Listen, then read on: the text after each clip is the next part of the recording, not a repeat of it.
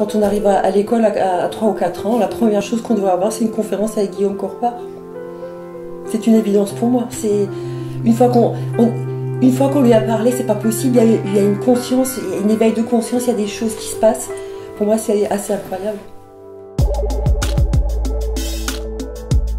Il y a toujours un moment où on fait la part des choses. Toi, tu manges la viande, toi, tu es végane, toi, tu es ci. Non, il n'y a rien du tout. On est tous pareils. Il veut juste faire comprendre les gens et surtout donner des informations que souvent les gens n'ont pas. Il dit tout ce qu'il faut savoir, mais à aucun moment il y a de la culpabilité ou du jugement. Et ça, je l'ai jamais entendu ailleurs. Moi, j'ai toujours adoré les animaux. Depuis que je suis enfant, j'ai adoré les animaux. J'ai tout fait, il ne faut pas les faire souffrir, il faut s'en occuper. Les animaux à l'espace, j'ai recueilli tous les animaux. Et aujourd'hui, ce qui est terrible, je me rends compte que je m'en occupais bien et je continue à en manger. Il y a des animaux qui mourraient qu'on tuait pour que je mange. Et ça, c'est terrible, c'est vraiment pas normal. Pardon ?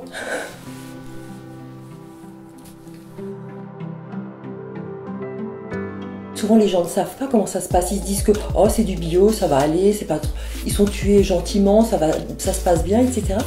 Et Guillaume, il a toutes les informations, il parle déjà des animaux, de la souffrance animale, du bien-être humain, de la santé, tout ça c'est lié. Et il a une façon de le dire, je veux dire, je me rends compte que moi ça a eu un impact et les autres gens c'est pareil, ils sont là, ils disent ah oui mais il a raison. En fait j'ai eu une révélation et j'étais heureuse, j'étais toute seule chez moi, j'étais dans mon lit et j'étais heureuse. Et je me dis, la vie va changer. C'est tout ce que j'ai à dire et elle a vraiment changé. On n'est pas dans une situation de... Il n'y a pas de famine, je veux dire, on a autre chose à manger, on n'est plus obligé aujourd'hui de manger les animaux. On les reproduit et ils sont nés juste pour qu'on les mange, et c'est pas possible.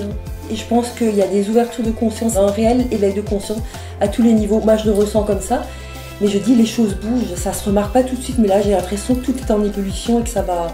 Là, ça commence à venir et je trouve ça génial. Et il est vraiment temps de réagir et je pense que moi, à mon niveau, ce que je peux faire, c'est déjà commencer à ne plus manger d'animaux pour éviter leur souffrance et leur mort. En fait, on dit toujours que oh, ça sert à rien si je m'arrête de manger, mais je pense que si chacun arrêtait de manger, du coup, on tuerait plus les animaux, on les ferait plus souffrir et on vivrait mieux. L'histoire du lait et de la séparation du veau de sa maman, ça a été vraiment terrible pour moi. Et du coup, là, je me suis vraiment dit, c'est plus possible, hein, parce que ce qu'on fait vivre au veau, c'est vraiment insupportable, quoi.